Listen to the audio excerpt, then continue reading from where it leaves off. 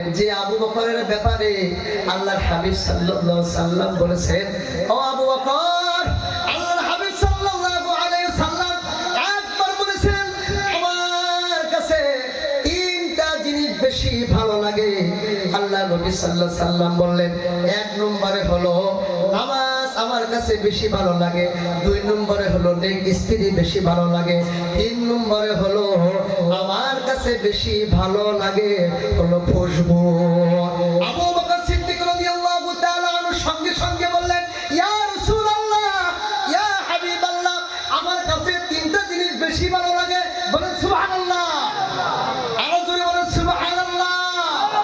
আবু বকর রাদিয়াল্লাহু তাআলা আনহু বললেন, আমার কাছেও তিনটা জিনিস বেশি ভালো লাগে ইয়া রাসূলুল্লাহ। এক নম্বরে হলো আমার কাছে ভালো লাগে আমার যত মাল রয়েছে সমস্ত মাল আমি আপনার জন্য আমি খরচ করিয়া দিতে পারি। দুই নম্বরে হলো আমার স্ত্রী, আমার মেয়ে আপনার সঙ্গে আমি বিবাহ দিয়েছি, এই জিনিসটা আমার বেশি ভালো লাগে। তিন নম্বরে হলো আমি আপনার কাছে আমি ওইটাই বেশি আমার ভালো লাগে, যে জিনিসটা আপনার কাছে বেশি ভালো লাগে।